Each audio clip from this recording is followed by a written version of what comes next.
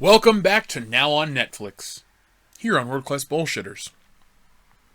In keeping with this month's theme of superheroes, we're going to talk about the newest release from the Marvel Cinematic Universe to hit Netflix, Luke Cage.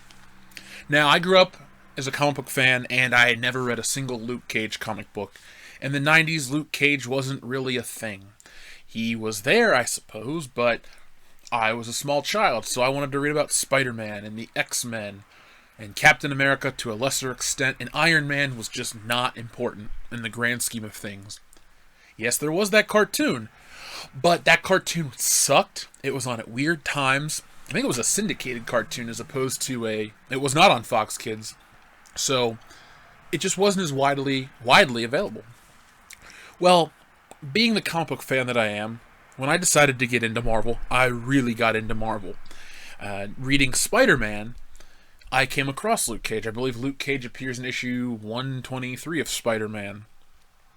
And my first introduction to him was cool. I thought he was a lot like a blaxploitation character, which he was. The character was created in the 1970s. And he was fun. Well, let's fast forward to when I'm in high school and I'm reading New Avengers, and Luke Cage is part of the New Avengers team. And I liked him. I thought he was a cool character. He seemed indestructible, even though he's not. He's just a badass bald black dude that has, impenetrable skin and kicks ass. Luke Cage is a pretty cool character. But it wasn't until this show dropped that I actually got to know about who the character Luke Cage truly was. And I was impressed. If you've listened to the other reviews, I'm pretty excited about most Marvel properties. The only one that I haven't really cared for, I'm going to go on the record and say I don't even like it that much, is Jessica Jones. I thought it was pandering. I thought it was stupid. I thought the social message was just too strong. And that's what they're doing with this second season. Oh, all women are going to direct. You know what? If you're truly about diversity, you'll have anybody of any race, creed, denomination direct. It shouldn't be exclusive. Realistically, that exclusion creates a problem. But Jessica Jones did have one good thing. Luke Cage. He was awesome. He was played by Mike Coulter. He did a good job. He was my favorite character on the show. That's not saying too much when you have the insufferable Patsy Walker, who, while she looks good, I hate that actress. She was decent in Transformers, and that's saying a lot because that movie's a fucking dumpster fire. But in Jessica Jones, she's garbage. Jump to this year, back in September, and Luke Cage comes out. We're introduced again to Mike Coulter. We're seeing where he is in life. He is he works two jobs. He works at the barbershop, cleaning up hair, and he works in the nightclub, doing stuff in the kitchen. And one night he just happens to be doing a bartending gig, and he meets Misty Knight, who has the distinction of being the first woman in the Marvel Cinematic Universe to get naked, to a degree. And she's hot. So I'm just going to say it right off the bat, that was one of my favorite parts of the entire show. Every episode after that, I was checking her out. I was actually a little worried she was going to lose her arm, like in the comic book. I'm always one of those guys that wants it to stay true to the source, because the source is good. We're not talking about bullshit here. We're talking about Marvel comics, and 70% of them are good. And the stuff that, they adapt that sticks close to it turns out to be good. And the stuff they, stray off of, like FF, and I'm talking about the 2015, not the 2005, 2007 ones. Those were bad, but a different way bad. 2015 was just nuclear waste. So we meet her, Luke Cage, and her bang. And you know what? I'm not going to really tell you too much about the show. I'm just going to give you my thoughts. It's an interesting show because it's another street-level character, but it's the other side of New York. Not literally, but meaning it's the black Marvel show. And it's cool to see the black culture in the Marvel universe. It wasn't overly pandering. I mean, some of the music choices sucked, but whatever. It was a jazz nightclub. That's what's going to be played there. The only stereotype that I had a problem with was the Black Mama, the aunt of, what's his name, Cottonmouth. I didn't like that character. I thought she was a stereotype, and not like a racial stereotype, just that old, angry, power-hungry woman. One thing they do in all these Netflix shows, they have the old black woman banging a young black dude. That's the thing in black culture, I suppose. I mean, I'm half black, so whatever. But my point is that they always kind of bring that into any kind of entertainment, which, if it's based in reality, I have no trouble with. Let's talk about what I do have trouble with, though. The action. I thought this show lacked enough action to get me as hooked as Daredevil. When Daredevil came out, that first season, I watched it literally in a day. I stayed up all day. I was fucking pumped. I believe it came out the day after I saw Age of Ultron, and I liked Age of Ultron a lot. I think it's probably, of the 14 Marvel movies, it's probably upper 7. But Daredevil, literally changed how I felt about the character. Now, I am a Daredevil fan. I've been reading the comic books for years. I saw the first movie in theaters as a little kid. I've had Daredevil action figures. There's never really been a Daredevil game to buy. That one got canceled on the Xbox, but that's not important. Pretty much, though, if they make a Daredevil version of something, I'm there because I enjoy the character. I have, like I said, a large collection of Daredevil stuff, from the Mark Waid stuff all the way back to the old Stan Lee, Wally Wood stuff. I've enjoyed it. I've collected it. I like law. I like that Daredevil's a lawyer. It's a very cool thing to me. The one story, Daredevil, I think it's Rebirth or Birthright, is probably one of the best comic book stories I've ever read. And then Luke Cage just doesn't live up to that same hype. And let me rephrase that. It doesn't live up to the same height. And by height, I mean it doesn't reach the highs that Daredevil does. And the lows of Daredevil are about the midway to high point for Luke Cage. If you take out the social issues with Luke Cage and you're just talking about it on a purely entertainment-based show, it's a little long in the tooth. It could have been 6 episodes. It could have been 10 episodes. There are just so many things that were added that didn't need to be added. I did like the whole subplot where he goes upstate or out of state. When he goes to visit that old doctor from when he was in jail, I thought that was cool. I thought the scenes in jail could have been cut down. I knew they were trying to build up to him getting his powers, but I didn't care. There was a certain point where I was like, whatever. And I liked the part where he went back home into the church and he saw a flashback of Luke. I thought that was cool. I didn't really care about the Copperhead guy. I guess that's Copperhead is his name. There's Cottonmouth Copperhead. I didn't care about him. I thought he was a caricature. He looked a lot like Candyman, which isn't a detriment, but I kept looking at him going, is that Candyman? No, it's not Candyman. I've met Candyman. He's old as fuck. And the fight scene at the end with him was so lame. I mean, they just literally fought in the street.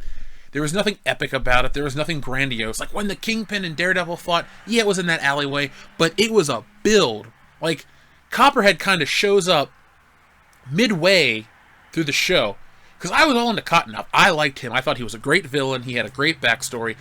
Possibly was gay. There were all these things building up to him that made him an interesting character. The actor did a great job. I liked everything about him. Then you have him just killed instantly by the DA lady who I hated. I thought she was stupid. I thought that she didn't bring anything to the story besides what the plot called for. She has to do these things. I don't think the actor was stellar. I think she's also in Civil War, which is a small bit part, but whatever. But I didn't think she was very good. So when you take out the thing I do love and you interject something that I think is shitty, I'm not really too happy. But back to some stuff that did make me happy. Rosario Dawson. Yes, she's the best looking woman in Marvel. You should go watch the movie Trance where she's completely naked and it's hot. But she is a good actor. Just above everything else, she's a very good actor. I like her in everything I've seen her in, from Clerks 2 to this to... I've never seen Alexander, but I've seen the nude scene, so whatever. My point is, though, Rosario Dawson is a stellar A-list actor. She is good in everything she does, and she's great here. I loved that she is the tie that binds the Daredevil, Jessica Jones, and now Luke Cage television show together. Yes, I'm sure there are other things that I'm missing off the top of my head, but she is the one character by name that connects everything together. And I loved it. I think she does a great job. I think her and Luke Cage play off to each other well. I like that that's going to be the relationship. I wasn't fond of the idea of Luke Cage and Misty Knight hooking up. And I didn't even like the Jessica Jones hookup thing. And yes, I know it's true to the comics. They have a kid, blah, blah, blah. But I don't like Kristen Ritter. I don't think she is a likable character. And if you're going to say, well, she's not supposed to be likable, I'm not saying she's unlikable in the sense of the character.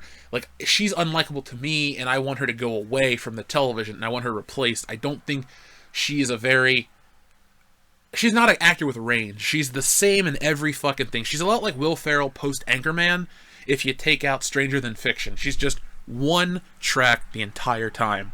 I mean, even in Breaking Bad, for as great as that show is, it's just one track the entire time. Bitchy girl. You know, she even had that show, The Bitchin' Apartment or whatever it was called. Didn't watch it, was well aware of it. I don't even watch network TV. So, that's neither here nor there. But Rosario Dawson and Luke Cage hooking up was cool. I think that the character, I think her name's Claire, she gets Luke Cage, and I like that. And I like that the show is leading toward the Defenders. Now, this isn't a spoiler because clearly I have no knowledge of the show's trajectory. It's all just conjecture, so you can't say, oh, you spoiled it for me. But what I think is going to happen is that she's going to use Matt Murdock to get Luke Cage out of jail because the barbershop guy, who was also in The Get Down, which you can listen to my now on Netflix review of here on the channel, that guy found the file that I believe it was Copperhead or What's-Her-Face had on Luke Cage. And so what I think is going to happen is that they're going to use that to get Luke Cage out of jail, and that's going to start the Defenders. And I'm looking forward to that. I think it's going to be really cool to see Daredevil and Luke Cage, and to a lesser degree Jessica Jones, and then Iron Fist team up. I think it's going to be really cool to see a smaller TV scale Avengers. And in many ways, it'll be better than the Avengers team. It won't be a sense of humor. I'm all for that. I think the jokes work.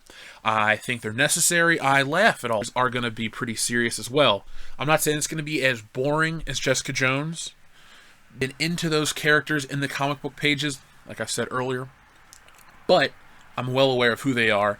And just for the record, I think anyone who argues that Iron Fist being white is Hollywood whitewashing is a fucking moron. Because in the comic books, the character, Danny Rand, is a white dude who travels to some far-off eastern place, to, I think it's Kunlun or Kunlun, to learn the mystic arts of martial arts. He basically breaks through the race barrier to prove, like, I can do this. It's a really good story, and you're kind of, to stand on your high horse and want to be an SJW and argue for that stance, you're really removing yourself from a quality story that's about acceptance and equality and all the things that you claim to fight for, but you get your little penises and your panties up in a bunch about everything, and you're just like, oh, triggered.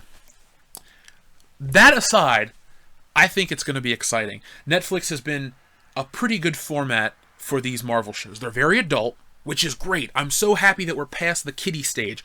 Like, Daredevil isn't for kids. He fights fucked up criminals and rapists and gang members, and they get fucked up, and he gets fucked up. You can't show that on TV. It's stupid to try to censor something like that for kids. And then you got all these other shows, like Jessica Jones, which deals with rape, and Luke Cage is trying to have a message that's a little too dense for children. That's one thing that I was a little on the fence about. Look, I'm all for embracing your cultural heritage, your cultural past. All that stuff is fine. But I thought that was a little on the nose, the whole Crispus Attucks building, and they're talking about all these historical jazz people and stuff like that. It's like, look, I'm not white. I didn't engage in those type of things. That's not my culture. That's the culture that these shows are like, this is what's important. No, that's really not important to me. You know, I identify with other people, not my black ancestors. And in closing, I would just like to see the next season of Luke Cage post, I guess, Defenders, have a little more action. I want him to be a hero for hire. I want Luke Cage out there righting the wrongs of the city, and I want him and the rest of the Defenders save Jessica Jones, because she sucks. I don't care. Call me whatever you want. I fucking hate Kristen Ritter. I thought it sucked. I don't want her anywhere near, but I want the rest of the people, and even bring in Rosario Dawson and Misty Knight, take them all with the Avengers for this Infinity War that's coming up. And I just want to say, I've never been more excited for a film. I knew Star Wars Episode 7 was going to be a piece of shit, alright? The only other movie that I was this excited for, and it was a letdown, was Spider-Man 3. And they said, oh, I was with you until you said you liked Spider-Man 3. I didn't say I liked Spider-Man 3. I loved Spider-Man 2.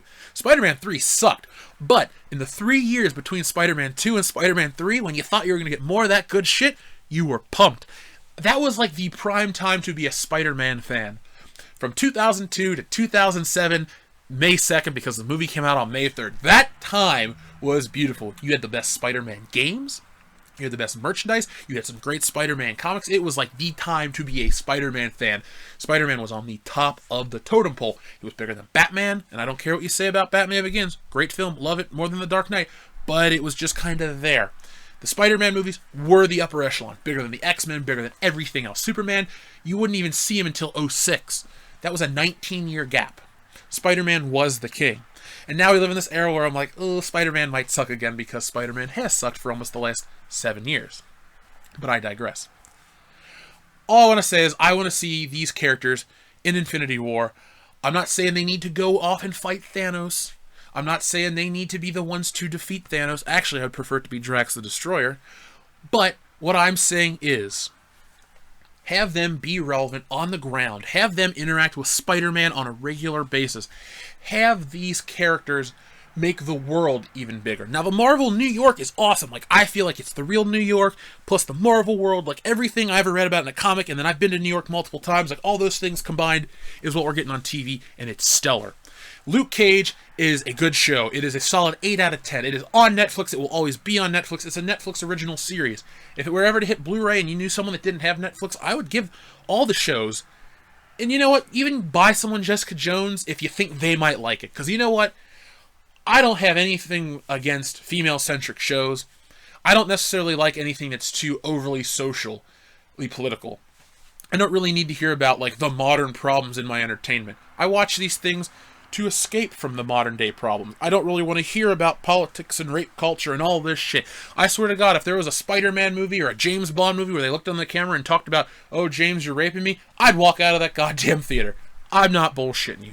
But I am bullshitting on far too long for this episode of Now on Netflix. Thank you for listening, and keep tuned in to World Class Bullshitters, where every day, maybe, I don't know, I'm not going to go into another Schlocktoberfest, but what I can promise you is, of our regular series, most of them will be superhero themed because, hey, Doctor Strange was great.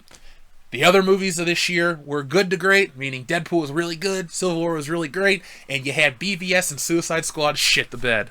I'm your host, Jeff Hicks. Thanks for watching. Make sure to give this video a thumbs up if you liked it. If you didn't, tell me in the comments section why you didn't. And if you think this and all the other content I produce is interesting, subscribe to the channel, because once we hit 2,000 subscribers, and we're like 29 away, my buddy Dan, who's a regular on the podcast, will get on camera, and he will eat multiple of those Carolina Reaper tortilla chips. So the one chip challenge is bullshit. Dan is throwing down the gauntlet, and Dan will eat them on camera. So share this video. Get everyone you know to give us a thumbs up and a like and subscribe, because we will entertain you like no one else can.